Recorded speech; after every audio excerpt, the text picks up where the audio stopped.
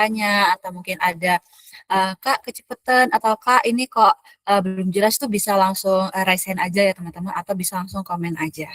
Oke, jadi untuk pada malam hari ini kita bakal belajar mengenai perseroan, yakni tentang pendirian perseroan, kemudian transaksi saham dan juga tentang dividen. Nah, oke, jadi sebelumnya kita bahas dulu tentang perseroan terbatas. Mungkin teman-teman jarang mendengar perseroan terbatas, tapi pernah mendengar tentang perseroan terbuka kayak gitu teman-teman. PT, sama-sama PT ya kalau disingkat. Tapi apa sih bedanya sebenarnya? Jadi untuk perseroan terbatas ataupun perseroan terbuka itu bentuknya sama teman-teman, yakni perseroan. Artinya adalah perusahaan-perusahaan ini dalam menjalankan usahanya, dalam mendirikan bisnisnya, sumber modalnya itu berasal dari saham. Jadi mereka menghasilkan saham yang dijual kepada publik maupun tidak kepada publik untuk dapat menjalankan usahanya karena modalnya berasal dari saham, salah satunya dari saham itu. Nah, untuk perseroan terbatas ini, dia disebut terbatas karena apa? Karena dari penjualan sahamnya itu dia tidak dipublikkan, dia tidak IPO, kalian tidak akan menemukan perusahaan ini di suatu kayak pasar bursa efek itu nggak bakal ada teman-teman karena mereka menjualnya mungkin hanya di lingkungan manajerial kecil atau mungkin hanya secara internal perusahaan saja. Jadi disebutnya perseroan terbatas. Jadi kalau teman-teman di sini ada tertarik ke suatu perusahaan, tapi perusahaan itu perseroan terbatas, maka teman-teman nggak bisa nih beli saham di perusahaan tersebut. Nah, jadi ini seperti yang ada di poin juga bahwa ekuitasnya adalah pemegang saham, jadi ada stakeholders equity. Kemudian untuk sahamnya itu tadi tidak diperdagangkan secara bebas. Kemudian untuk dividen ini masih sama sebenarnya, dividennya juga ada dividen tunai, dividen saham. Ini penjelasan lebih lanjutnya akan ada nanti di belakang, dan tentunya nanti juga kita akan membahas mengenai penyajian ekuitas di laporan posisi keuangan atau di neraca. Karena tentu kalau kita membahas mengenai ekuitas adanya di neraca teman-teman. Kalau kalian cari di laporan laba rugi pasti nggak bakal ketemu. Bisa di next.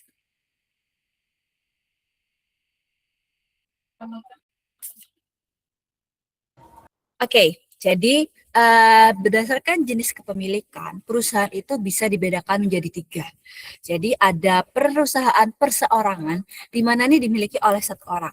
Jadi misal nih teman-teman ada punya usaha, kalian misal jual makanan atau jual jasa yang hanya kalian sendiri yang menjalankan, itu maka disebutnya usaha perseorangan. Jadi kalian sebagai pemilik, kalian juga yang sebagai yang menjalankan manajerial usaha itu. Jadi ya udah hanya satu orang aja yang beroperasi untuk menjalankan bisnis. Berbeda dengan firma atau persekutuan atau partnership. Jadi ada bentuk firma, ada juga bentuknya CV teman-teman. Itu dia dimiliki oleh 2 atau lebih pihak.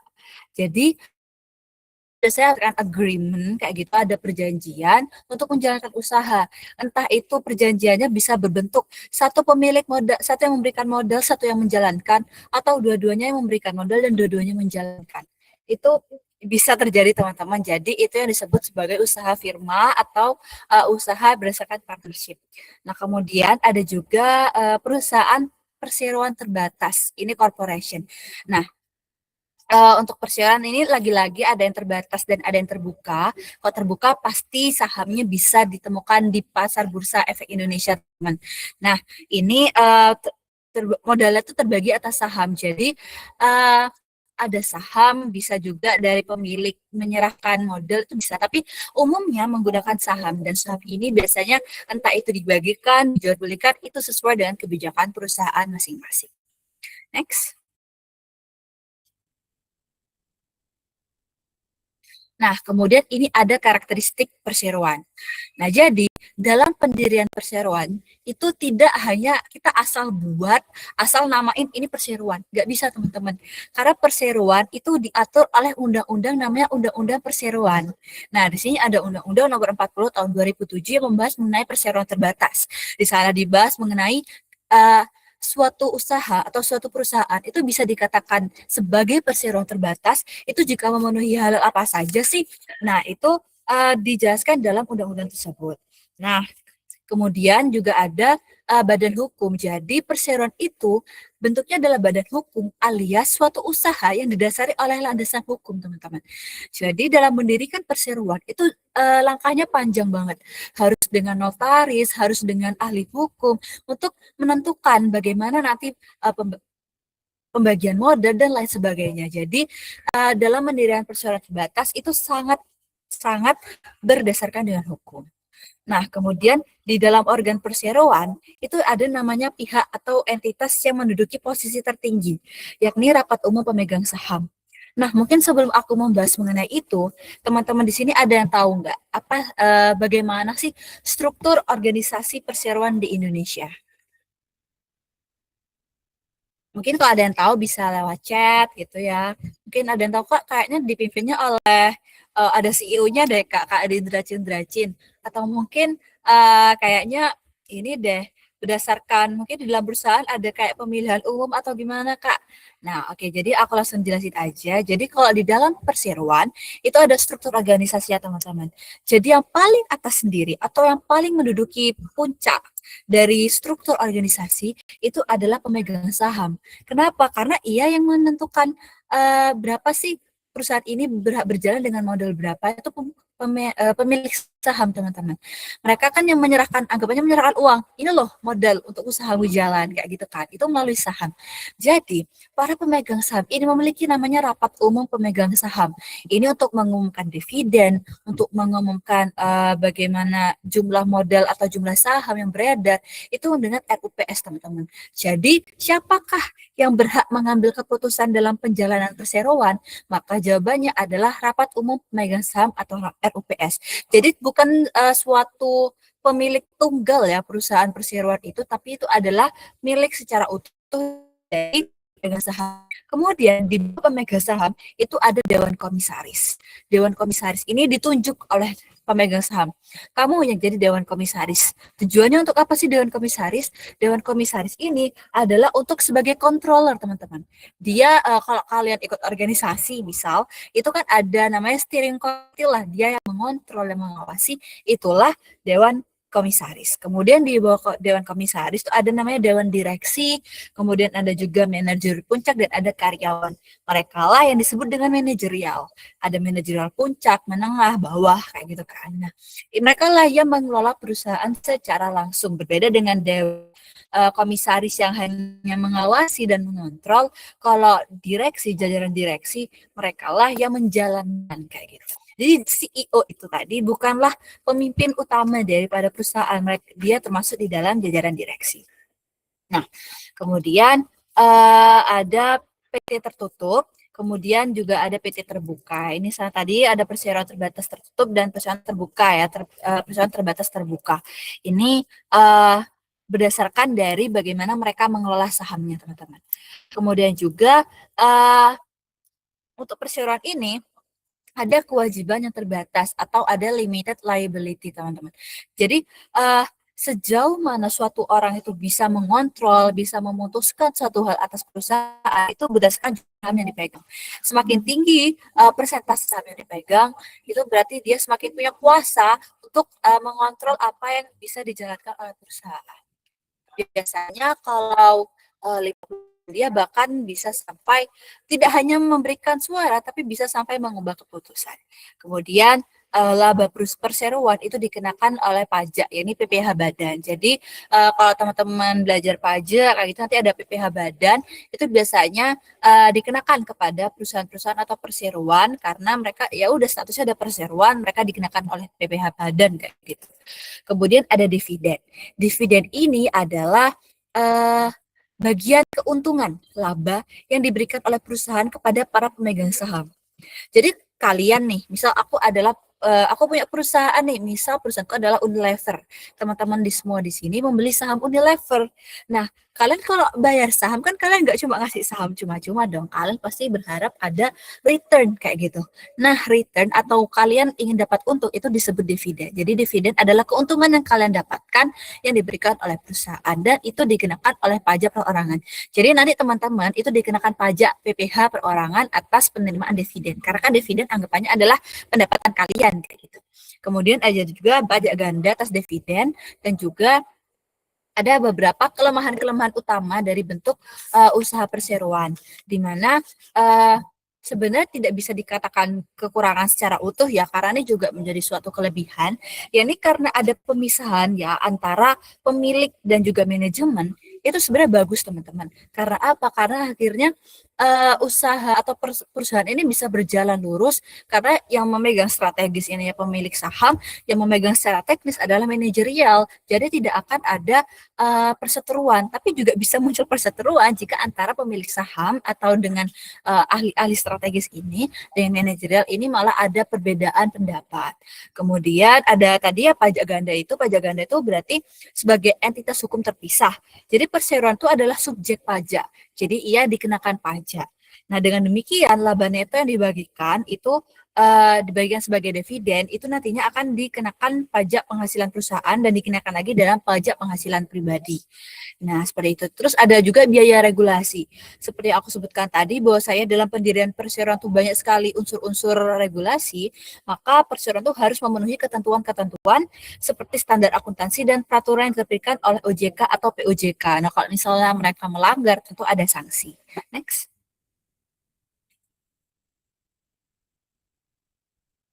Nah, ini jadi kemudian pasti suatu perseroan tuh berharap ada laba ya. Kemudian kalau udah punya laba atau udah punya keuntungan, diapain sih sama perusahaan kayak gitu. Jadi, ketika mereka dapat laba, karena mereka bertanggung jawab atas pemilik saham, mereka harus membagikan laba tersebut entah itu sepenuhnya, entah itu sesuai dengan kebijakan di RUPS ya. Jadi dari rapat umum pemegang saham itu mereka tuh ingin memberikan berapa persen sih dividen itu.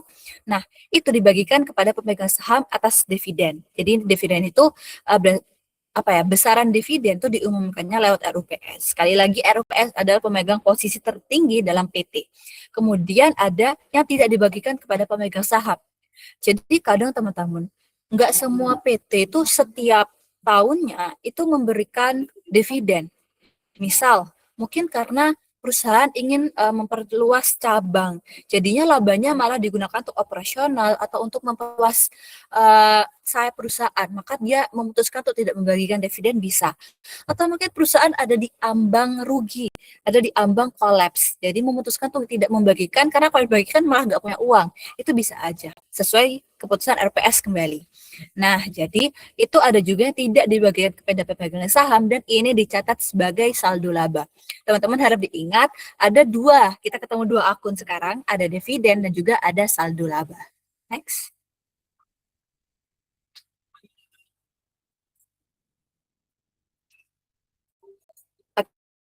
Oke, selanjutnya adalah komponen ekuitas pemegang saham.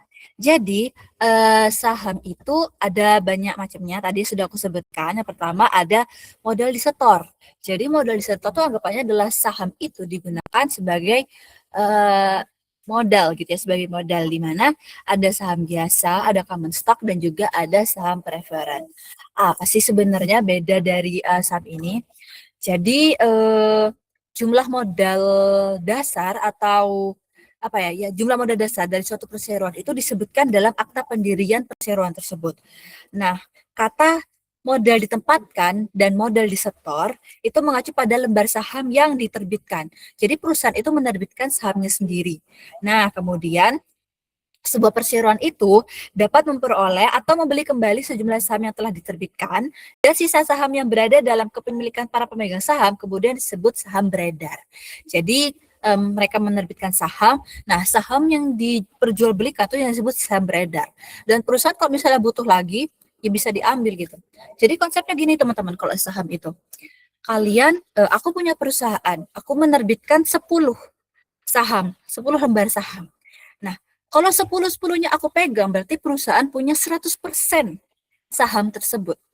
Tapi kalau misal 5-nya ternyata diperjualbelikan kepada publik, maka 50% uh, kekuasaan ya, kekuasaan perusahaan atas perusahaannya sendiri itu hanya 50%. Tapi 50%-nya dipegang oleh publik kayak gitu. Nah, kembali lagi ke jenis saham. Jadi kan jenis saham ada dua, ada jenis saham preferen dan juga jenis saham biasa.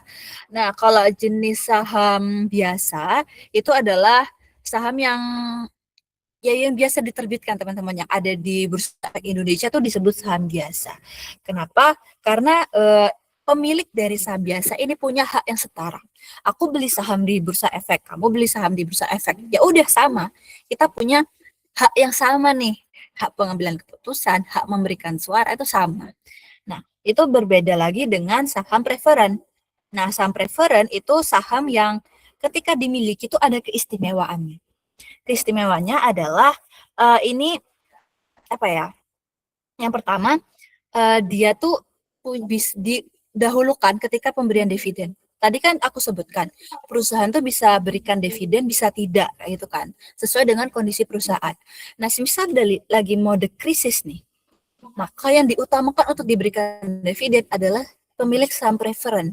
Sementara pemilik saham biasa itu mereka bisa disisihkan terlebih dahulu, kayak gitu.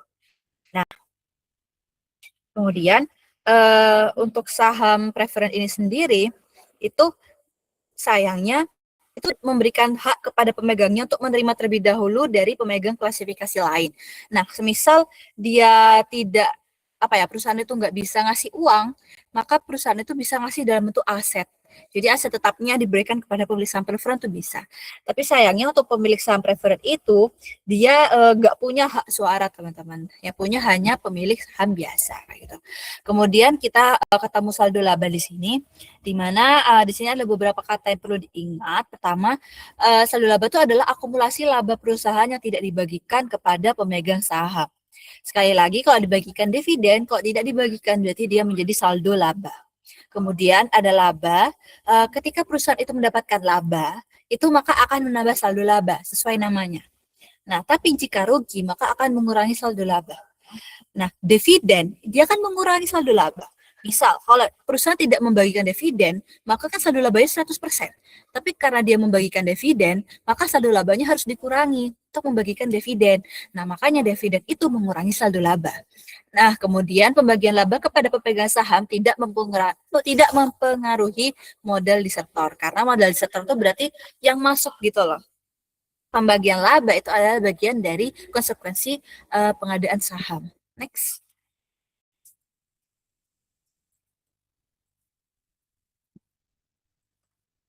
Oke, jadi untuk ekuitas pemegang saham itu ada di akun neraca teman-teman. Jadi ada shareholders equity, di mana di sini ada modal di sektor, kemudian ada saldo laba. Ini seperti yang aku jelaskan tadi.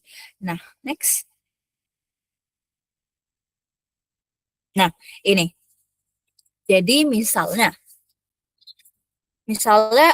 perusahaan ini kan ekuitas pemegang saham di laporan posisi keuangan. Gimana sih kita nyatet saham-saham yang ada di perusahaan ke dalam jurnal kayak gitu. Jadi untuk di bagian ekuitas, kalau di bagian ekuitas kan berarti dia saldo normalnya adalah kredit kan. Nah, itu kita mencatat dulu saham biasanya. Misal menerbitkan saham biasa dengan nilai 330 juta. Entah itu berapa lembar, entah itu berapa nilai parnya, di sini kan tidak diketahui, tapi ketika di total adalah senilai 330 juta. Maka harus dicatat teman-teman. Kemudian ada saldo laba 80 juta. Itu saldo laba ini biasanya dicatat dari sisa periode sebelumnya kayak gitu. Itu dimasukkan ternyata ada 80 juta. Maka total ekuitas dari ekuitas pemegang saham di perseroan tersebut adalah 410 juta, yakni total dari saham yang beredar itu dengan saldo laba yang ada. Next. Nah, kemudian ada modal saham. Nah, modal saham ini tadi yang sudah aku sebutkan bahwa ada authorized capital, di mana ini sudah pasti tertera dalam akta gitu ya. Jadi dalam pendirian perseroan mereka nggak bisa nih mulai dari RP0 tuh nggak bisa, karena perseroan tuh sangat-sangat riskan teman-teman, sangat beresiko. Dalam mendirikan perseroan kan berarti mereka harus menerbitkan saham. Nah, penting sekali dalam pendirian perseroan ini bahwa para pemegang saham ini harus dijamin keamanannya, stabilitas finansialnya. Jadi harus ada modal dasar dalam pemendirian ini, itu dicatat. Jadi sebelum akad sah gitu ya, akad bahwa pendirian perseroan ini dapat dilakukan, mereka tuh harus menuliskan dulu bahwa dalam pendirian perseroan terbatas ini ada modal sekian yang telah diberikan dalam rangka pendirian perseroan. Nah, kayak gitu. Kemudian ini tadi disebutkan dalam akta pendirian, dan ada juga modal ditempatkan dan disetor. Juga ada yang diterbitkan dan beredar. Tadi yang sudah aku sebutkan juga. Jadi saham beredar tuh saham yang dia udah dijual lah kepada publik atau sudah tidak berada di tangan perusahaan lagi kayak gitu. Next. Kemudian ini ada saham. Nah, jadi dalam saham tuh ada nilai nominal, teman-teman. Ada par value atau nilai pari. Kalian pasti akan sering dengar nilai pari. Itu adalah nilai nominal atau nilai yang melekat pada saham. Kalian kalau punya uang 10.000 ya udah 10.000 kan teman-teman harganya kayak gitu. Nah, tapi kalau nilai saham, nilai nominal itu adalah nilai pari, nilai asli kayak gitu dari saham tersebut. Itu biasanya ditentukan oleh perseroan berdasarkan RUPS sekali lagi. Kemudian ada jenis kelas saham, ada saham biasa dan ada saham preferred. Jadi ada common stock dan ada juga preferred stock seperti yang udah aku jelaskan sebelumnya. Nah, kalau yang saham preference sekali lagi dia memiliki prioritas yang mana dia pasti didahulukan dalam pembagian dividen, dan besarnya dividen biasanya dinyatakan dalam persentase terhadap nilai nominal. Jadi misal dividennya itu 10% dari nilai nominal, berapa persen dari nilai nominal, kayak gitu. Jadi, itu adalah ketentuan dari pembagian dividen tiap saham. Next. Oke, nah jadi penerbitan saham itu macam-macam teman-teman. Jadi ada yang diterbitkan di atas nilai nominal, alias tadi kan ada nilai pari nih. Misal nilai parinya adalah per lembarnya 40.000. Ketika dijual nilai 40.000, dijualnya per lembar 40.000, maka saham itu dijual sesuai dengan nilai pari atau nilai nominal. Nah, ada juga yang diterbitkannya di atas nilai nominal. Nilai yang melekat pada saham 40.000, tapi dijualnya kepada publik itu di atasnya. Misal dia dijual seharga 45.000, lebih mahal, lebih tinggi harganya. Maka akan ada agio saham. Karena apa? Karena perusahaan akan mendapatkan untung kan. Nah, itu disebut agio. Jadi laba atas penjualan di atas nilai nominal itu disebutnya agio saham. Itu akan menambah modal disetor. Kemudian ada juga yang diterbitkan di bawah nilai saham, alias di bawah nilai nominal itu. Di mana tadi kan nilai parinya 40.000, tapi dijualnya hanya 35.000 per lembar. Dan itu bisa dikatakan bahwa akan ada disagio. Disagio itu rugi. Itu kan perusahaan rugi dong, orang nilai parinya nilai melekat 40.000 dijualnya 35.000. Nah, itu biasanya ada kondisi-kondisi di perusahaan yang menyebabkan harus ada penurunan nilai saham. Lagi pula kan nilai saham itu kan fluktuatif, teman-teman. Jadi biasanya itu berdasarkan dari permintaan dan penawaran di bursa efek kayak gitu. Dan itu akan diumumkan di RUPS. Nah, kemudian modal disetor itu ada terdiri dari modal saham dan tambahan modal disetor kayak gitu. Jadi modal saham itu nanti akan dijelaskan ya jurnal-jurnalnya, tapi nanti kalian akan ada pencatatan modal saham, kemudian ada agio atau disagio saham. Itu disebutnya tambahan modal disetor. Jadi misal kalian jual saham, harganya kan 40.000 per lembar nilai nominalnya atau nilai parinya. Kalian jual 40.000, maka di jurnal dicatat modal saham 40.000. Tidak ada tambahan modal disetor. Tapi kalau misalnya kalian jual 45.000, maka modal saham tetap ditulis 40.000, tapi akan ada agio saham sebesar 5.000.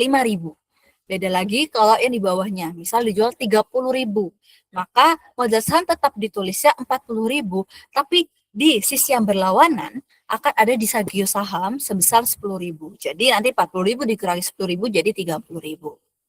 Next.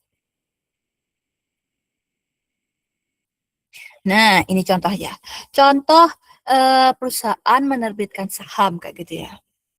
Nah, maka ketika menerbitkan saham berarti kan perusahaan dapat uang karena sahamnya dibeli oleh publik, maka akan menambah kas kayak gitu. Semisal gitu kan, semisal dia menerbitkan dua saham, yakni saham preferen dan saham biasa, di mana untuk saham preferen dia itu diterbitkannya adalah 10.000 lembar dengan harga 100.000 gitu. tapi dijualnya adalah secara 50%. Maka kas dan saham biasanya itu juga udah tertera 100.000 dengan harga per lembarnya 20.000. Jadi mau saham preferred biasanya emang harganya akan lebih tinggi teman-teman. Jadi di total maka akan menambah kas sebesar 1.500.000. Untuk ada catatan di bawahnya, jika setoran atas penjualan saham berupa aset selain kas, maka transaksi harus dinilai sebesar nilai wajar aset yang diterima atau sebesar nilai wajar saham yang dijual. Jadi kalau bentuknya aset, karena di laporan keuangan kalian nggak bisa nulis satu buah aset, buah aset, maka bentuknya harus diuangkan. Dengan nilai apa? Dengan nilai wajar. Jadi bukan dengan nilai historis teman-teman, bukan dengan nilai waktu membeli, tapi dengan nilai saat ini harga pasaran itu berapa sih? Itu akan ada di nilai wajar asetnya itu. Next.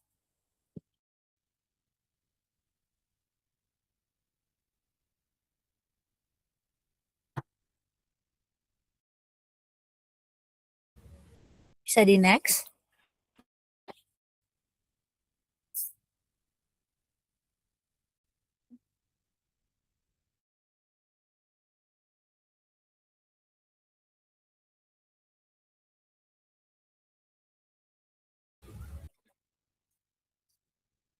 Bisa di next.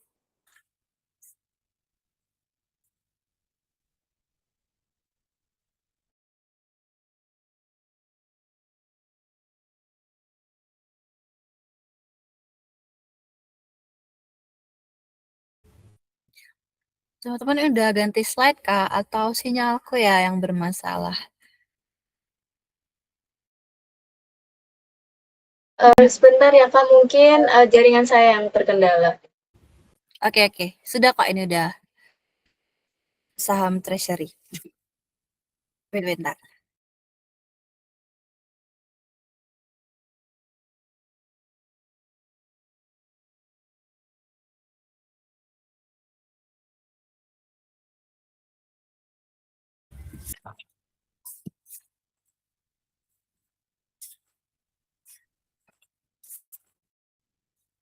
Oke, selanjutnya kita masuk di saham treasury atau saham yang diperoleh kembali.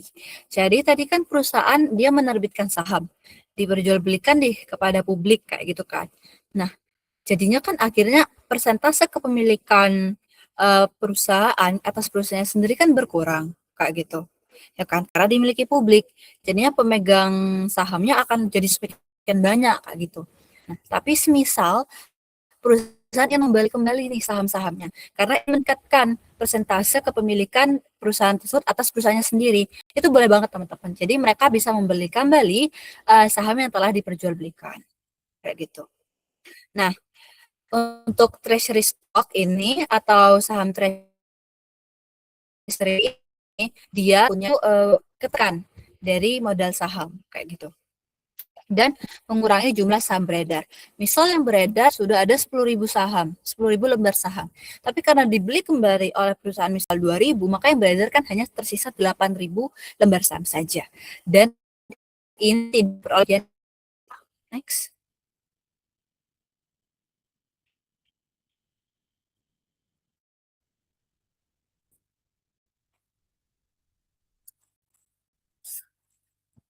Oke.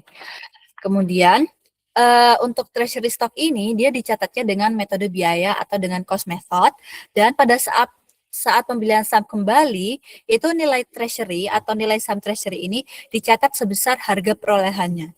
Entah itu harga perolehannya lebih tinggi dari ketika dijual, ketika waktu dijual atau lebih rendah, itu pokok dicatat ketika perusahaan akhirnya membeli kembali. Nah, pada saat treasury stock dijual lagi, itu ada dua kemungkinan, yakni jika lebih besar dari cost atau jika lebih besar daripada harga perolehan, itu akan menambah saldo akun tambahan modal setor dari saham treasury. Jadi gini, perusahaan kan dia menjual sahamnya, kemudian dibeli kembali. Nah, dibeli ini disebutnya saham treasury. Nah, saham treasury ini itu bisa dijual lagi teman-teman oleh perusahaan. Karena kan lagi-lagi itu saham perusahaan tersebut kan, jadi bisa dijual kembali kayak gitu. Nah, Misal ketika perusahaan ini membeli kembali dengan harga 40.000, itu ingin dijual kembali, itu kan pasti melihat kondisi pasar, melihat permintaan dan permintaan dan penawaran di bursa efek kayak gitu, maka akan ada dua kemungkinan, yakni ketika dijual kembali bisa aja harganya lebih tinggi daripada harga perolehan. Kan cost method, berarti berdasarkan harga perolehan. Di mana nanti untungnya gitu ya, misal dia waktu beli lagi tuh harga 35.000, dia jual 40.000, ada untung 5.000 nih. Nah, laba 5.000 ini akan dimasukkan ke dalam TMD atau tambahan modal disetor dari saham treasury. Kemudian ada juga yang misal pasar lagi buruk-buruknya nih, kayak sekarang misal IHSG lagi turun-turunnya banget nih, rupiah melemah banget gitu kan, saham lagi sangat terefek dengan ini, maka bisa jadi ketika menjual saham kembali harganya lebih rendah teman-teman, itu akan mengurangi akun TMD, mengurangi tambahan modal setor dari saham treasury, atau akan mengurangi saldo laba jika kerugiannya itu lebih besar nominalnya daripada TMD. Jadi akan mengurangi TMD dan akan mengurangi saldo laba kayak gitu. Next.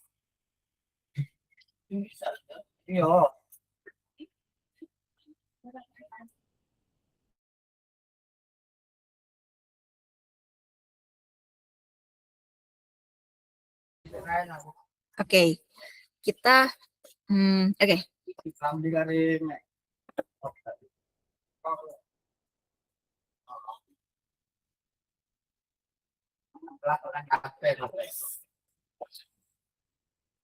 Oke, baik. Jadi kita masuk ke contoh dari saham treasury. Jadi misalkan di suatu perusahaan ia menerbitkan saham biasa dengan nilai nominalnya adalah 25.000, yakni modal dasar 20.000 lembar dan ditempatkan atau disetornya itu 20.000 lembar. Jadi anggap aja dia menerbitkan saham sebanyak 20.000 lembar dengan nilai parinya 25.000. Maka kalau dikali 100 juta. Nah, kemudian ternyata ada pencatatan lagi nih, tambahan modal setor sebanyak 150 juta. Itu berdasarkan periode sebelumnya. Kemudian ada total modal disetor, maka itu adalah total dari saham yang dimiliki dan juga tambahan modal disetor. Maka totalnya adalah 650 juta. Nah, teman-teman, aku minta tolong untuk diingat angka ini, angka 650 juta ini. Nah, kemudian pada tanggal 4 April, perusahaan membeli kembali sahamnya sebanyak 10.000 lembar dengan harga 45.000 per lembarnya. Jadi, akhirnya ada saham treasury dong, di mana sebanyak 1.000 lembar dengan harga 45.000. Maka akunnya atau jurnalnya adalah saham treasury pada kas. Kenapa? Karena menambahkan, saham treasury itu menambah dan dia kebalikan dari modal saham akunnya, maka didebitkan sebanyak 45 juta, yakni total lembar dikali dengan nilai nominalnya. Dan pasti mengurangi kas, karena kan perusahaan membeli kembali, maka akan mengeluarkan uang, maka kasnya berkurang dengan harga yang sama atau dengan nominal yang sama, yakni 45 juta. Next. Sekali lagi itu dengan cost method ya teman-teman, jadi berdasarkan harga perolehan. Ini kan membeli kembalinya tadi 45.000, maka dikalinya 45.000. Bukan dengan 25.000 yang di awal, karena itu kan sudah harga historis gitu. Nah, kemudian ternyata pada tanggal 6 Oktober, itu perusahaan menjual saham treasury-nya sebanyak 200 lembar dengan harga 60.000. Nah, tadi kan sudah beli lagi sebanyak 1.000 lembar. Ingat 1.000 lembar harga 45.000 per lembarnya. Nah, kemudian perusahaan ternyata ingin menjual kembali nih. Ya kan, ingin menjual kembali sebanyak 200 lembar. Berarti kan ada sisa 800 lembar. Tapi yang perlu kita ingat adalah 200 lembar ini dijual dengan harga 60.000. Ini pasti lebih tinggi dong, teman-teman. Tadi kan belinya lebih tinggi ya, 45.000. Tapi dijual kembali 60.000, pasti untung banget dong itu. Nah, maka harga jualnya adalah 200 dikali 60.000, yakni 12 juta. Nah, kemudian perlu dicatat modal sahamnya teman-teman, yakni harga perolehan sahamnya.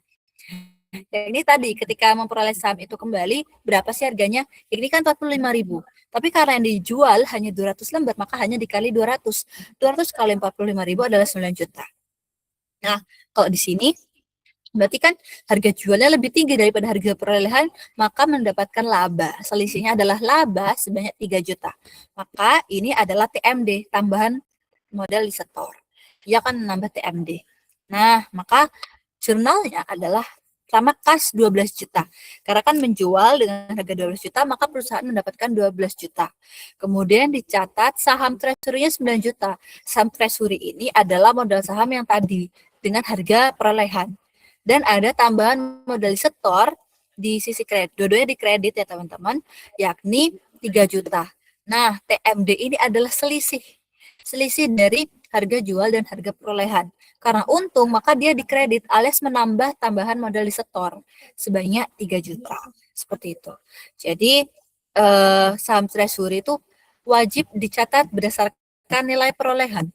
Nah, kalau ada selisih, maka selisihnya dimasukkan di tambahan modal setor kalau itu laba. Kalau itu rugi, itu juga dimasukkan di tambahan modal setor tapi sisi debit, dia mengurangi kayak gitu.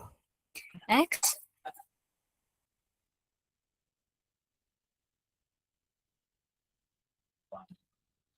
Nah, kemudian pada tanggal 9 Desember, perusahaan menjual saham treasury-nya sebanyak 200 lembar dengan harga 40.000. Wah, sekarang 40.000. Tadi kan belinya 45.000, sekarang dijual 40.000. Tentu ini harganya lebih rendah dong teman-teman. Maka ini dijual di bawah harga perolehan, yakni ada selisih 5.000 per lembarnya di sana. Nah, harga jualnya kan 200 lembar kali 40.000. Berarti kan tadi belinya 1.000, udah dijual 200 dengan harga 60, sekarang dijual lagi 200 dengan harga 40. Berarti kan sisanya ada 600 lembar. Nah, 200 lembar dengan harga 40.000 ini dicatat sebagai harga jual kayak gitu, yakni sebesar 8 juta. Nah, kemudian harga perolehan wajib ditulis lagi teman-teman, itu kan sebagai pencatatan. Berapa? 200 lembar dikali harga kan 1.000 per lembar, ada 9 juta. Wah, ternyata harga perolehannya lebih tinggi ternyata daripada harga jual, perusahaannya lagi rugi. Nah, maka selisih rugi ini juga perlu dicatat senilai 1 juta. Next.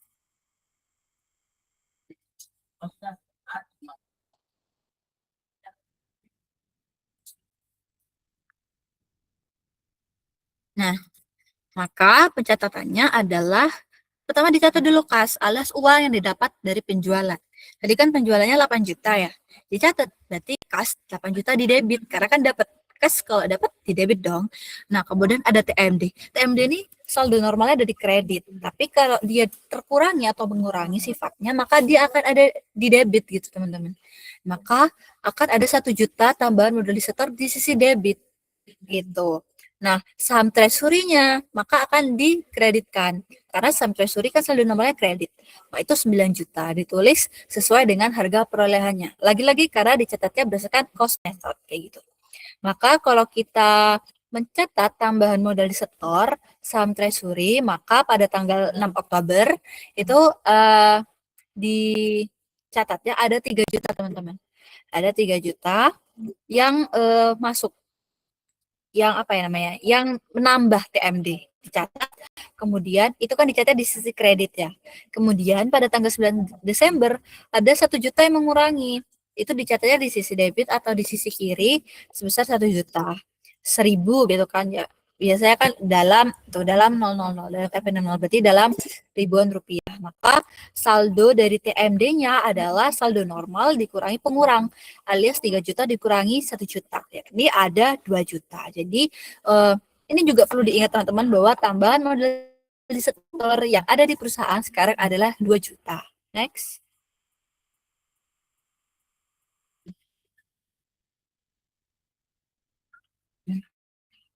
Nah, kemudian maka di sini ini adalah penyajiannya dalam laporan posisi keuangan, di mana untuk modal disetor itu kan tadi ini diketahui di awal bahwa ada saham biasa sebanyak 20.000 lembar dengan nilai nominalnya 25.000, maka dicatatnya kan dikali ada 500.000 atau 500 juta tadi kan. Nah, kemudian untuk tambahan modal disetor saham biasa, berarti dia bukan saham yang dibeli kembali, tapi saham yang emang udah diedarkan. Itu adalah 150 juta. Dan ada tambahan modal setor tadi, 2 juta. Maka total modal setor adalah 652 juta rupiah. Jadi itu perlu dicatat. Nah, saldo labanya ini juga udah diketahui bahwa ada 130 juta, maka total dari semuanya adalah 782 juta. Dan perlu dikurangi oleh saham treasury yang masih dimiliki, yakni sebanyak 600 lembar. Berarti kan hanya menjual 400, sementara kan belinya 1000. Maka ada sisa 600 lembar. Ini perlu dicatat sebagai pengurang dari modal setor itu tadi, atau dari saldo, yakni 600 lembar dikali 45.000, yakni tadi harga yang dibeli. Ya, jadinya ada pengurang 27 juta. Sehingga untuk total ekuitasnya adalah 782 juta dikurangi 27 juta, yakni 755 juta. Next.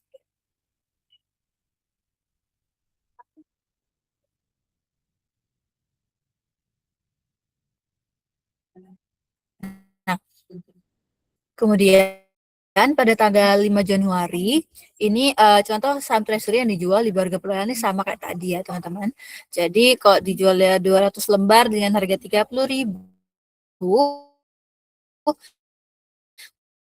maka dia perusahaan akan cuma dapat uang 6 juta. Sementara kalau misalnya dia tadi beli di harga 45.000 per lembar dengan dengan jumlahnya 200 lembar, harusnya membayar 9 juta Kak gitu kan. Nah, berarti kan ada selisih di sana 3 juta. Nah, 3 juta itu berarti rugi karena dia memperolehnya 9 juta, dijualnya cuma 6 juta kayak gitu. Nah, tapi kan kita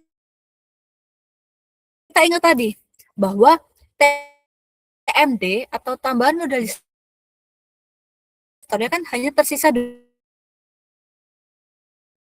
juta.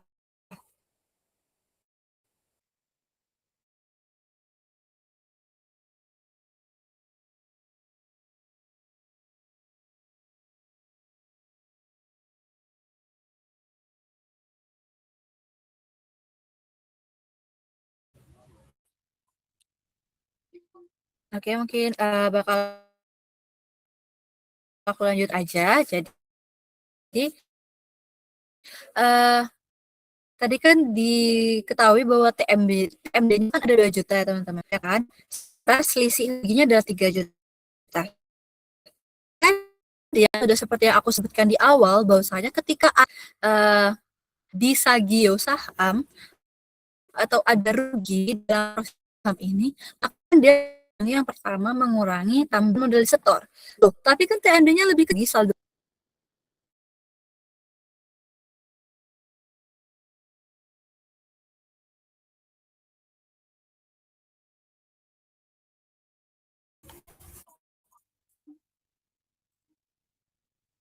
Bisa next.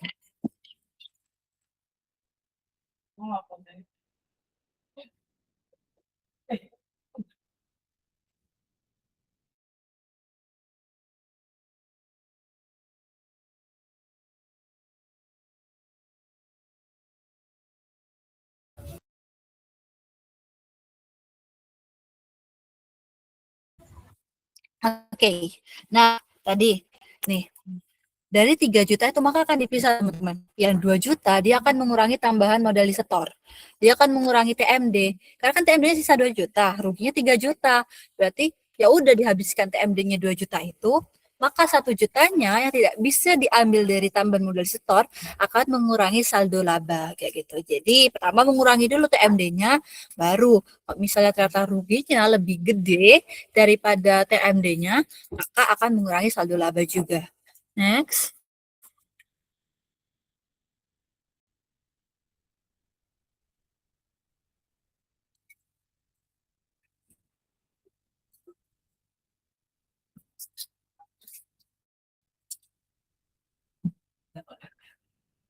Nah, maka pencatatannya nih kan tadi tanggal 5 Januari ya dia menjual dengan rugi yang lebih gede dari TMD, maka kasnya dicatat dulu. Berapa sih dapat uangnya? Nah, 6 juta itu dicatat sebagai kas.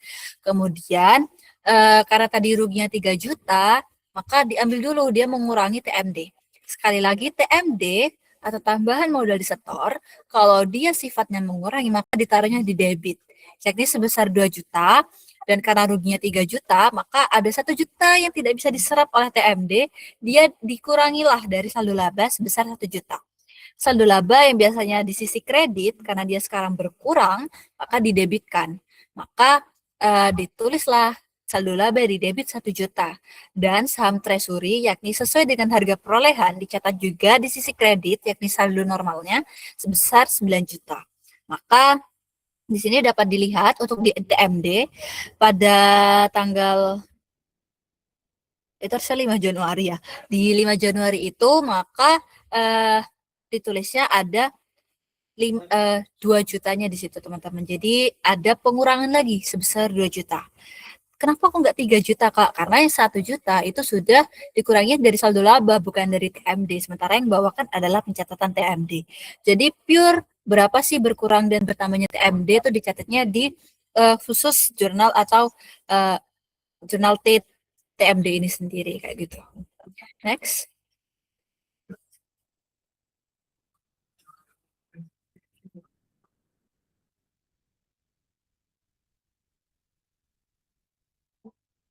Oke. Nah, kemudian kita membahas tentang dividen. Kalau membahas tentang perseroan terbatas atau PT, maka nggak akan lepas dari yang namanya saham. Dan nggak akan lepas dari yang namanya dividen. Karena saham dan dividen itu adalah kata yang melekat, saling melekat gitu kan. Bestilah mereka. Tapi ketika ada saham, belum tentu ada dividen. Kembali lagi sesuai dengan kondisi perusahaan dan hasil dari rapat umum pemegang saham. Nah, dividen itu adalah bagian laba yang dibagikan kepada pemegang saham. Kalau nggak dibagikan, tadi namanya adalah saldo laba. Nah, dividen ini,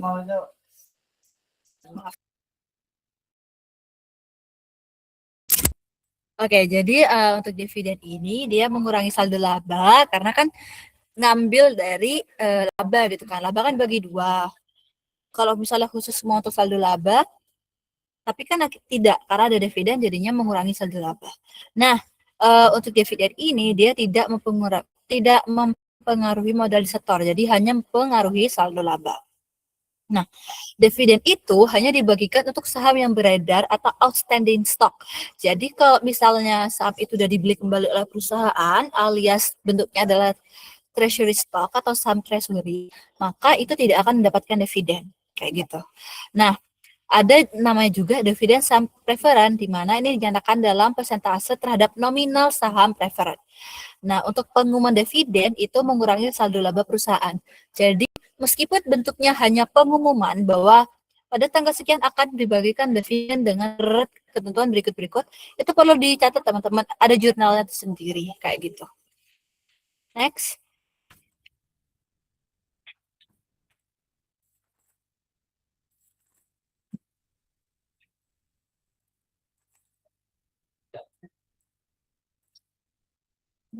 Nah, ini adalah contoh pembagian dividen. Di mana ini kan pembagian dividen untuk perusahaan yang memiliki 1.000 lembar saham preferen, di mana di sini nilai nominalnya adalah 40.000 dan 4.000 lembar saham biasa nominal 10.000. Nah, 10% di sini adalah persentase dividen dari pemilik saham preferen. Jadi kalau kalian nemu ada soal cerita kayak gini, ini persentase apa sih? Itu adalah persentase dividen saham preferen, teman-teman. Kayak gitu. Nah, jadi kita hitung dulu nih, pemilik saham preferen ini dapat dividen. Sekali lagi tadi kan karena pemilik saham preferen dia diutamakan dalam pembagian dividen.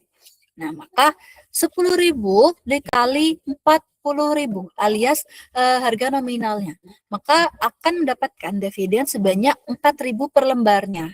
Kayak gitu. Nah, maka bisa bisa dicatat seperti yang di bawah, teman-teman. Ini anggapannya adalah per tahunnya ya. Dari tahun 2008, 2009, dan tahun 2010. Untuk laba bersihnya pada tahun 2008 ada 20 juta, kemudian pada untuk laba yang tidak dibagi adalah 10 juta, kemudian untuk laba yang dibagi adalah 10 juta.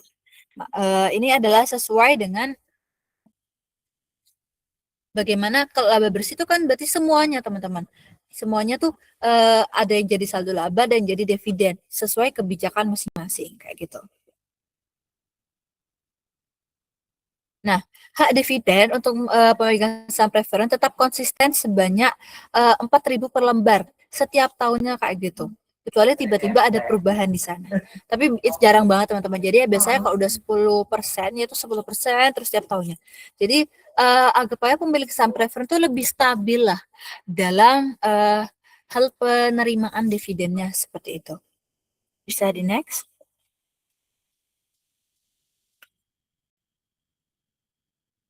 Tadi itu angka-angkanya bisa diingat sedikit.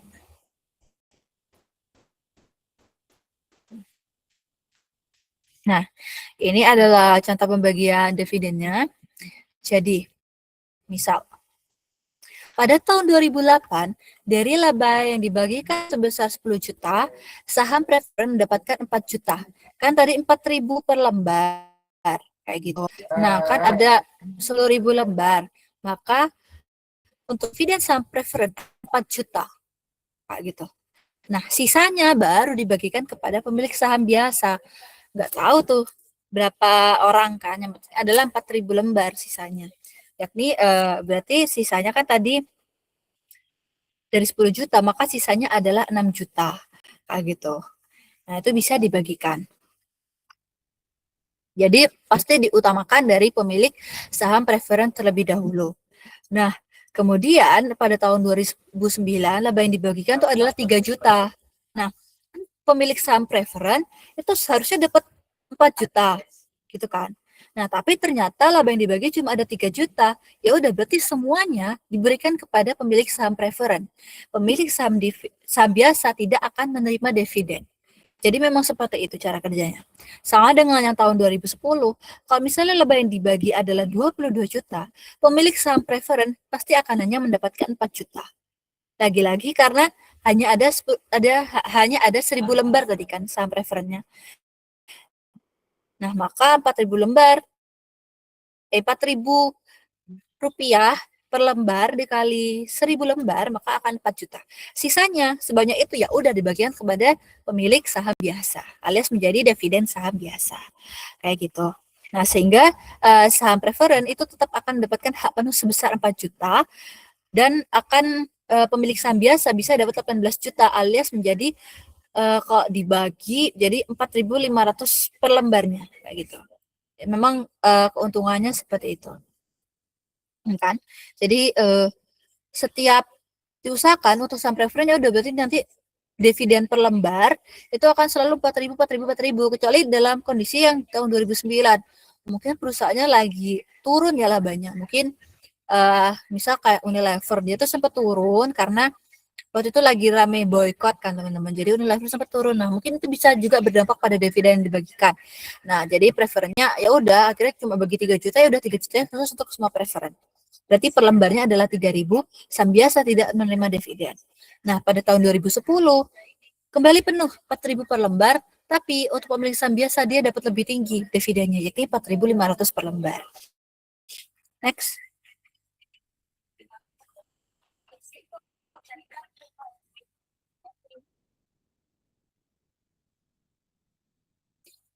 Nah, kemudian kalau kita membahas dividen, ada 3 tanggal penting teman-teman. 3 tanggal penting yang perlu dicatat dan ini ada jurnalnya. Di mana 2 di antara kegiatan ini ada jurnalnya.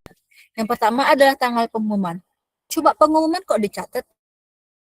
Iya, penting. Karena kan berarti sudah ada apa ya? Ini kan kalau pencatatan akuntansi dia kan adalah basisnya akrual, teman-teman. Jadi bukan berdasarkan ketika uang keluar atau masuk, tapi berdasarkan transaksi yang ada. Ketika terjadi pengumuman, maka sudah dipastikan bahwa mereka akan menerima dividen, gitu. Tapi kan bentuknya utang. Nah, perusahaan itu adalah utang. Catatnya ini kan dari sisi perusahaannya ya, PT-nya. Jadi adalah utang. Maka ketika pengumuman pembagian dividen akan ada pencatatan dividen pada tanggal dividen. Seperti itu. Kemudian untuk tanggal pencatatan ini adalah untuk menentukan siapa yang berhak menerima dividen. Kayak tadi itu pembagian preferen dan biasa itu hanya untuk menentukan siapa-siapanya, jadi tidak ada jurnal secara akuntansi. Nah, tapi ketika tanggal pembayaran jelas harus dibayar. Karena kan tadi bentuknya utang, maka utangnya harus dihapus karena kan sudah membayarkan kepada para pemilik saham. Nah, ini adalah pelunasan dividen, maka utang dividen pada kas alias kasnya akan berkurang, utangnya akan berkurang di sisi debit. Next.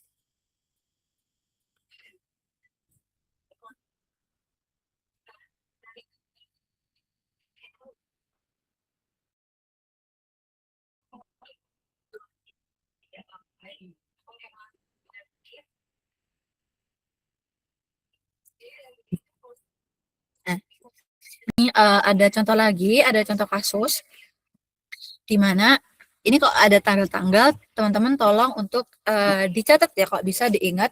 Jadi biar nanti enak. Jadi ketika sampai di slide pembahasan, teman-teman nggak lupa kayak gitu. Di Jakarta, tanggal 8 Desember 2006. Ini beritanya kayak gitu. Sesuai dengan keputusan rapat direksi atau rapat hanya jajaran direksi yang diselenggarakan pada tanggal 5 Desember tahun 2006, PT Telekomunikasi Indonesia Tbk disebut Perseroan, ini Telkom, dengan ini memberitahukan bahwa Perseroan memutuskan untuk membagikan dividen interim buku 2006 sebesar 48,45 per lembar saham dengan nominal 250. Jadi setiap pengumuman akan selalu jelas seperti ini, teman-teman. Kepada seluruh pemegang saham yang tercatat pada daftar pemegang saham Perseroan pada tanggal 27 Desember 2006 pada pukul 16.00. Pembayaran dividen interim akan dilakukan tanggal 29 Desember tahun 2006. Maka, sesuai yang 3 kegiatan tadi, ada pengumuman, ada pencatatan, ada pembayaran. Maka, untuk tanggal pengumuman adalah tanggal 5 Desember atau 8 Desember sesuai dengan berita. Nanti kita lihat di slide pembahasan. Nah, untuk tanggal pencatatan, maka tanggal 27 Desember dan tanggal pembayaran adalah tanggal 29 Desember. Bisa di next.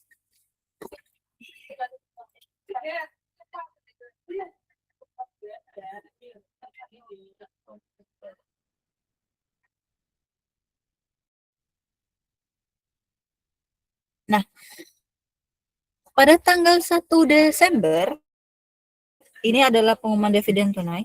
Pada tanggal 1 Desember, PT Herlambang memutuskan untuk membagikan dividen tunai kuartal tahun buku 2010 sebesar 2.500 per lembar dan 300 per lembar saham biasa dengan nominal 10.000 per lembar kepada seluruh pemegang saham 10. Pukul 17, pembayaran dividen ini akan dilakukan pada 2 Januari 2011. Jadi di sini ternyata dia punya dua saham. Ada saham preferen dan ada saham biasa. Nggak semua perusahaan ada saham preferen ya teman-teman. Jadi di sini ternyata PT Herlambang punya saham preferen. Nah, untuk saham preferen dia adalah 2.500 per lembar saham dengan nominalnya adalah 100.000 per lembar. Dan untuk yang biasa adalah dividennya 300 per lembar saham dengan nilai nominalnya adalah 10.000 per lembar. Next.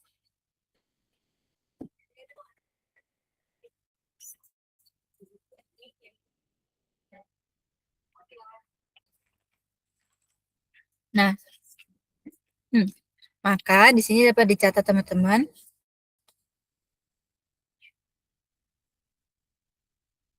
Ini untuk yang PT Herlambang pada tanggal 1 Desember 2010 ya, 1 Desember yang di tanggal pengumuman, perusahaan memutuskan untuk membagikan dividen kan 2.500 per lembar saham preferen dengan nominal 100.000 dan 300 per lembar saham biasa nominal 10.000 kepada pemegang saham yang tercatat per 10 Desember. Nah, maka kan bisa dicatat untuk dividen per lembar untuk yang preferen adalah 2.500 per lembar saham. Sementara untuk yang biasa dia adalah 300 per lembar saham. Nah, maka total Total dividennya untuk yang saham preferen adalah 12.500, artinya 5.000 lembar dikali 2.500. Untuk yang saham biasa adalah 300 dikali 1.000 lembar, yakni 30.000. Sehingga total dividen yang harus dibagikan adalah 42.500 atau 42.500. Sehingga pada tanggal 1 Desember, tanggal pengumuman, perusahaan kan berutang nih. Maka ada dividen tunai sebesar 42.500 dengan dikreditnya ada utang dividen tunai sebesar 42.500. Next.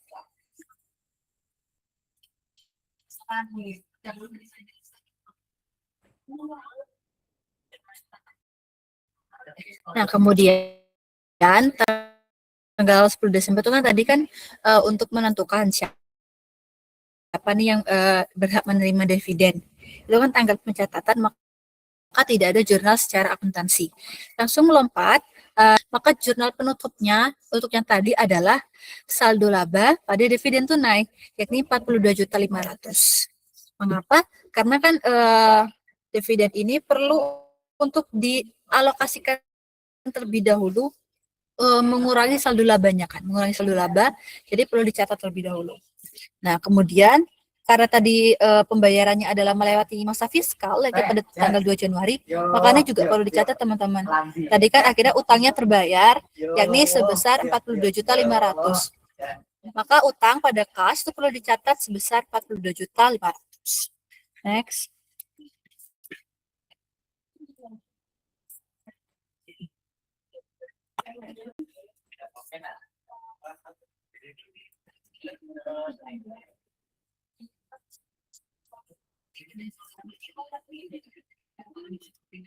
Nah, kemudian ada dividen saham. Nah, dividen saham itu berarti adalah dividen yang dibagikan itu adalah bentuk saham perusahaan. Nah, jadi apa ya? Kalian membeli saham, tapi bentuk dividen yang kalian terima itu adalah bentuknya saham kembali, teman-teman. Tidak ada distribusi kas atau aset lainnya kepada pemegang saham. Jadi bentuknya bukan uang, bukan uang yang dapat ditarik atau bentuk aset-aset lancar lainnya atau aset tetap, tapi bentuknya adalah saham. Jadi saham kalian akan bertambah. Kayak gitu. Ini catatnya transfer ada dari akun saldo laba, karena kan tetap dividen kan, berarti kan mengurangi saldo labanya, tapi dia nambah modal saham. Karena kenapa? Karena akhirnya modal atau beredar kan semakin bertambah. Nah, ini tidak mengubah aset, liabilitas, total ekuitas perusahaan. Jadi tidak akan mempengaruhi neraca. Nah, dicatat sebesar nilai wajar atau harga pasar saham pada saat pengumuman dividen. Dan untuk dividen berbentuk saham ini tentu akan menambah jumlah beredar, karena kan akhirnya perusahaan harus membagikan sahamnya. Kepemilikan dari perusahaan berkurang, tapi semakin menyebar kepada publik, maka saham beredarnya juga akan bertambah. Next.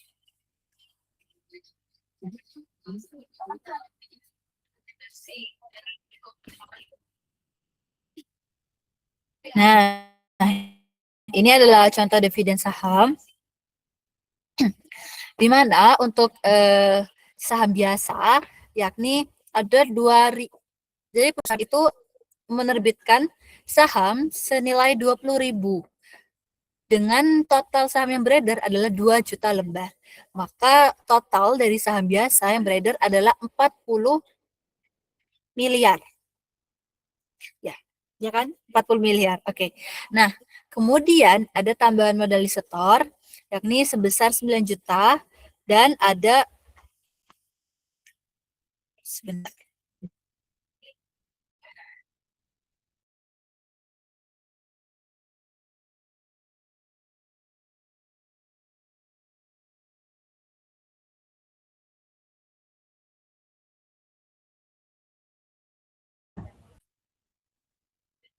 Ini contoh aja teman-teman. Jadi untuk saldo labanya adalah 26 juta 26 miliar 600 kayak gitu. Jadi nanti total ekuitasnya adalah 75 miliar 600 juta. Next.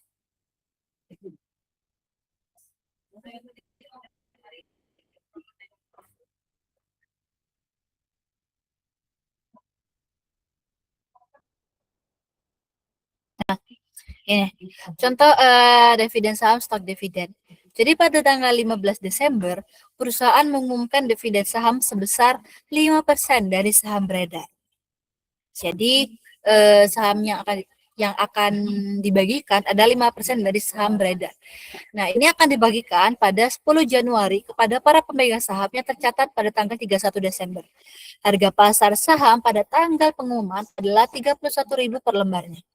Nah, pada tanggal pengumuman, jadi tanggal 15 Desember, maka perlu dicatat nih dari jumlah lembar dividennya. Juga perlu dicatat dividennya yang berupa saham. Jadi jumlah lembar sahamnya adalah tadi kan yang beredar itu ada 2 juta lembar saham ya teman-teman. Jadi berapa sih yang akan jadi dividen? Maka 5% dari 2 juta yakni 100.000 lembar. Kemudian untuk nilai dividen sahamnya yakni ada 100.000 lembar dikali harga normal, harga wajar. Harga wajar atau nilai pasar kayak gitu, yakni sebesar 31.000 per lembarnya.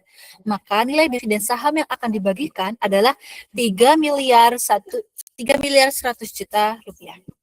Nah, maka jurnalnya adalah dividen saham yakni 3,1 miliar, pada dividen yang dibagikan yakni 2 miliar, dan tambahan modal setor sebesar 1,1 miliar. Nah, bisa di next. Oh ya, 2 miliar tadi itu kan dari harga nominal ya teman-teman. Kemudian kayak tadi kok ada selisih dari harga jual dan harga perolehan, atau selisih harga yang beredar dan harga wajar sekarang dengan nilai nominal, maka itu akan masuknya di TMD. Nah, kemudian pada tanggal pencatatan tentu tidak ada jurnal. Dan selanjutnya, pada tahun fiskal, jika berakhir tanggal 31 Desember, biasanya kan fiskalnya berakhir 31 Desember ya.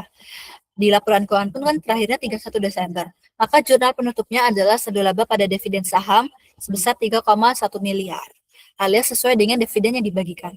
Dan pada tanggal 10 Januari, pada tanggal pembayaran, maka perlu dicatat dividen saham yang dibagikan pada saham biasa, yakni sebesar 2 miliar, sesuai dengan nilai nominal saham biasanya. Next.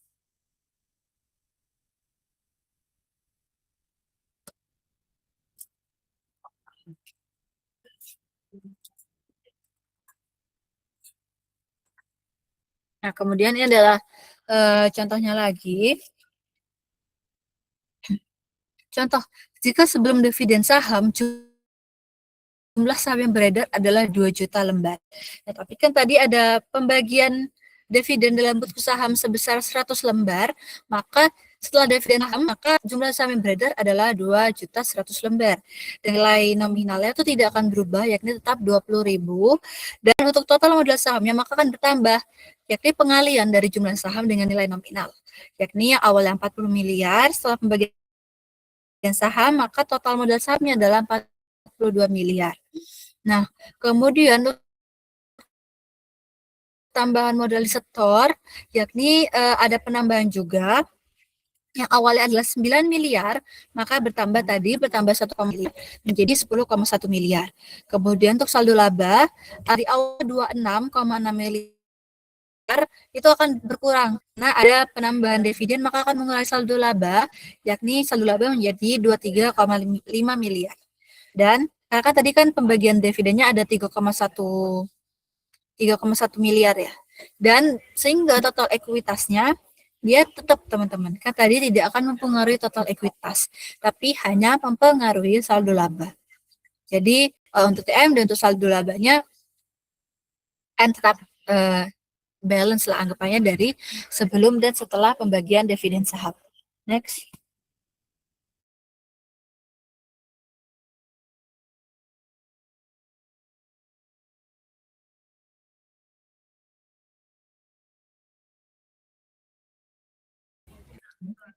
Nah, kemudian ada pemecahan saham atau split stock. Ini enggak asing ya teman-teman, dalam dunia saham.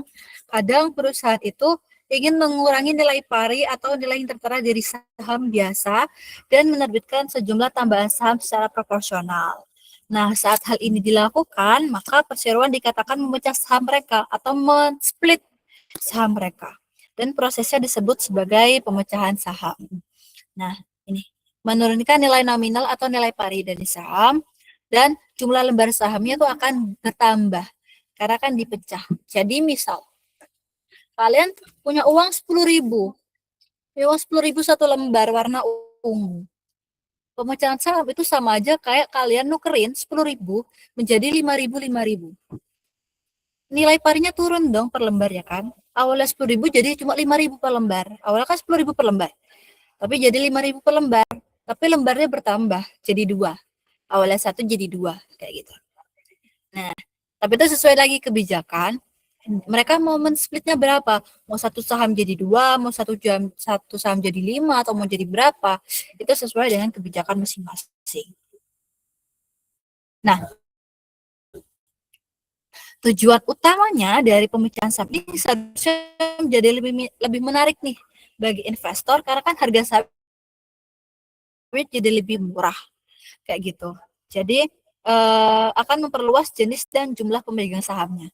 Jadi pemegang saham tuh nggak akan orang itu aja gitu kan, nggak akan misal awalnya kan cuma nerbitin 100 lembar saham, habis tuh mungkin sama 5 orang ya kan, tapi karena dipecah, misal dipecah jadi 200 lembar saham, maka itu bisa lebih dari 5 orang, jadi 10 orang nih yang dapat memiliki atau memegang saham di perusahaan tersebut. Dan dalam pemecahan saham itu tidak ada jurnalnya teman-teman. Next.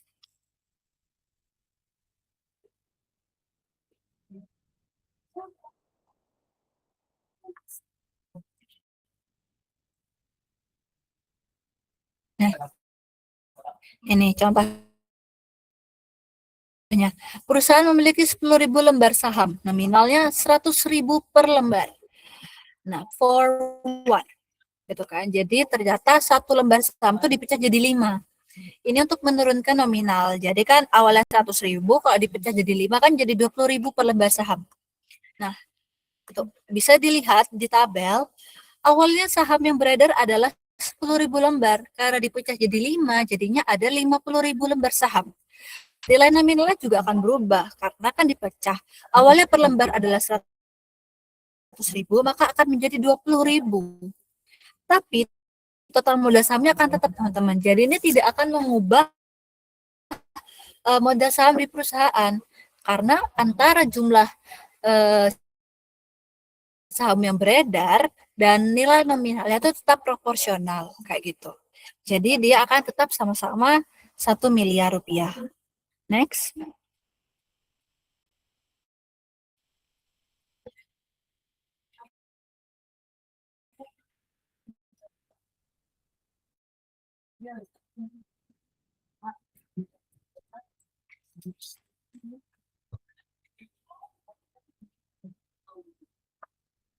Nah, kemudian ini adalah salah satu rasio penting teman-teman atau akun penting, yakni ada saldo laba.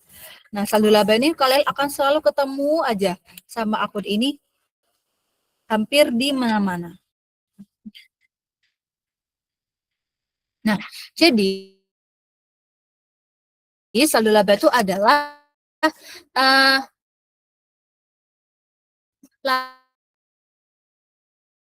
laba yang dimiliki perusahaan yang tidak dibagikan kepada para pemegang saham. Nah, ketika terjadi laba akan menambah saldo laba, ketika rugi akan mengurangi saldo laba. Dividen itu termasuk mengurangi saldo laba, kayak gitu. Nah, saldo laba yang dicadangkan itu disebutnya sebagai retain earnings.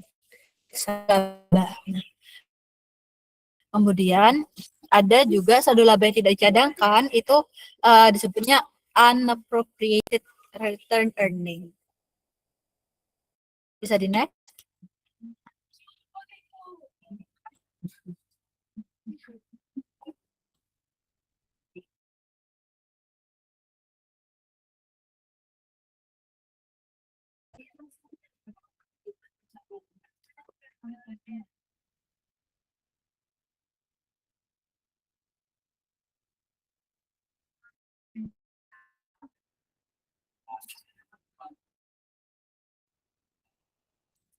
Apakah bisa di next?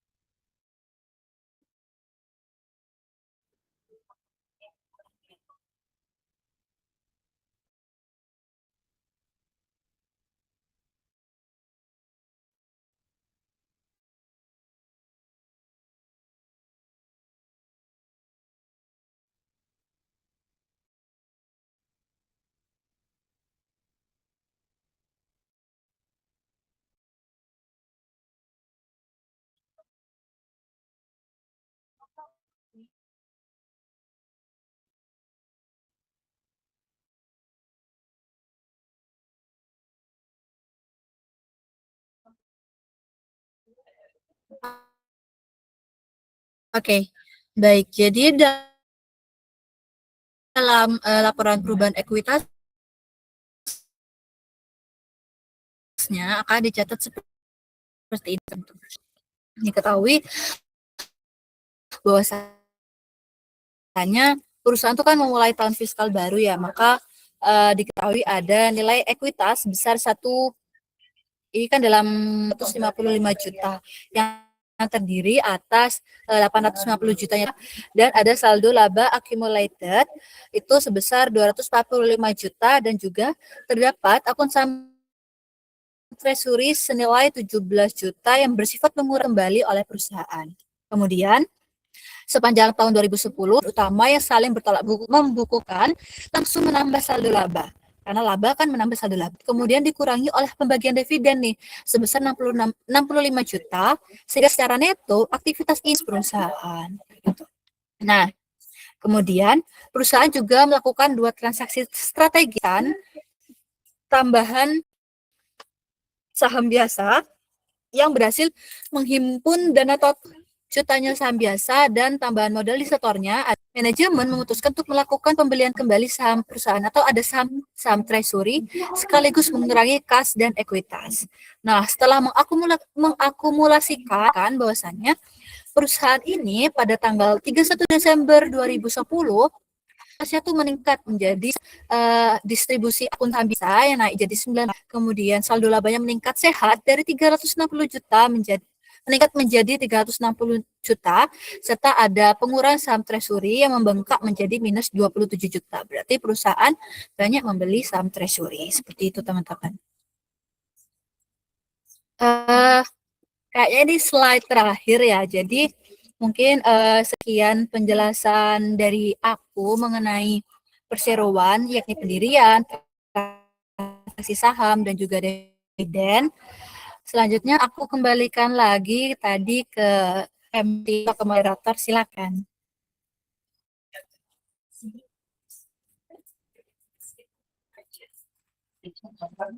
Baik, diucapkan terima kasih kepada Kakak. Untuk selanjutnya mungkin teman-teman ada yang mau ditanyakan terkait pemaparan materi yang sudah disampaikan tadi. Jika ada yang mau bertanya, dipersilahkan.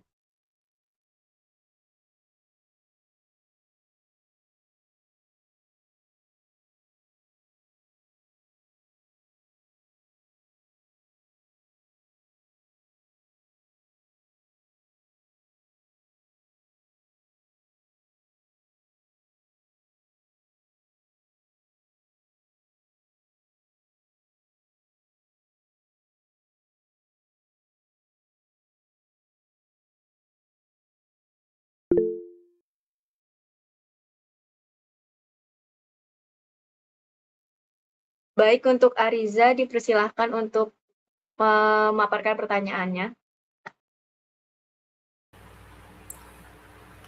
Baik, sebelumnya apakah suara saya terdengar jelas? terdengar. Baik, terima kasih atas kesempatannya.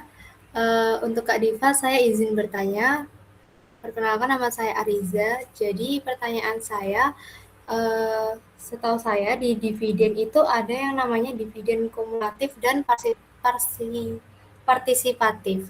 Nah, boleh nggak sih Kak dijelasin dua hal itu dan mungkin ada contoh pencatatannya gitu Kak? Soalnya saya masih agak bingung terkait urutan pada pembagian dividen partisipatif.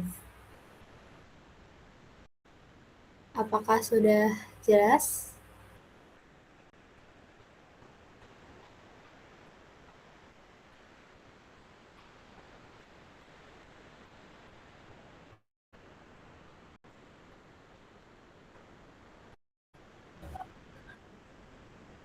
Baik, terima kasih Ariza. Terima kasih. Untuk Adipa, apakah langsung dijawab, Kak?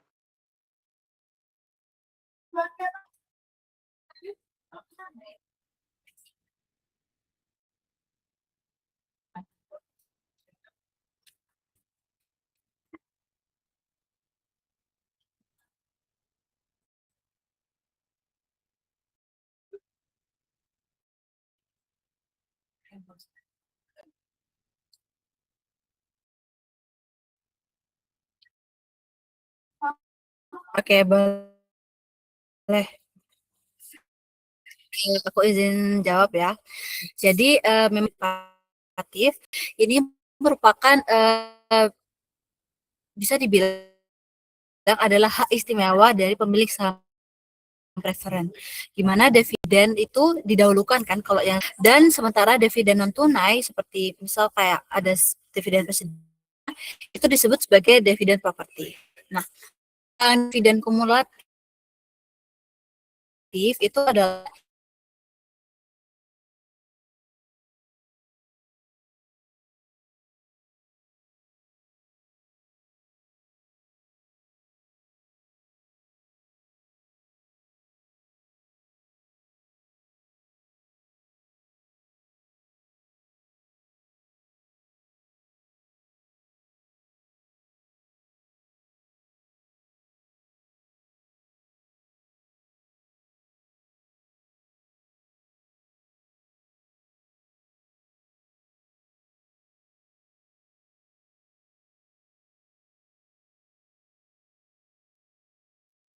Mungkin jaringan dari Kak Dipa sendiri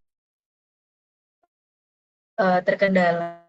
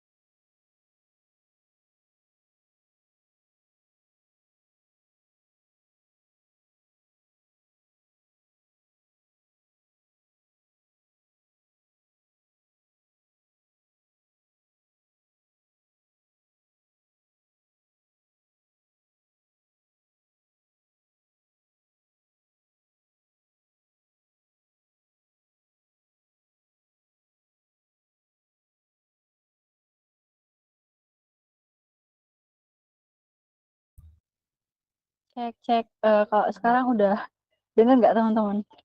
Maaf ya. Sudah, Kak.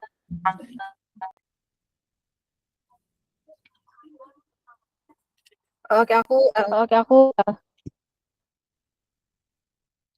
aku izin off cam ya. Kayaknya kalau on cam malah makin ketendang lagi. Oke, jadi tadi kembali contoh nih, perusahaan itu mau membagikan dividen dengan total 40 juta. Dengan saham preferennya kan tadi 100 juta, tarifnya 6 sen, saham biasanya misal 200 juta kayak gitu. Nah, maka kan ada tunggakan tuh.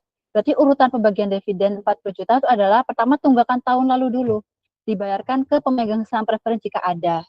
Nah, kemudian dividen preferen tetap itu berarti kan, aduh aku bingung deh, kalian paham nggak ya kalau aku jelasinnya gini? Jadi kan tadi kan kalau yang saham preferen, teman-teman minta tolong sambil dicatat deh ya. Yang saham preferen tadi kan 100 juta dengan tarifnya 6%. Maka untuk dividen preferen tetap itu kan berarti kan 6% dikali 100 juta. Nah, untuk dividen biasa tetap itu untuk yang tahun lalu tuh berarti tetap disamakan dengan yang preferen, yakni 6% kali 200 juta. Berarti kan dia ada data yang biasa ada 12 juta. Kemudian ada sisa dividen partisipasi. Tadi kan dikatakan maksudnya total dividen yang dibagikan tahun ini itu 40 juta, itu sudah termasuk dividen bersifat kumulatif dan partisipatif penuh. Jadi untuk sisa dividen partisipasi adalah 40 juta dikurangi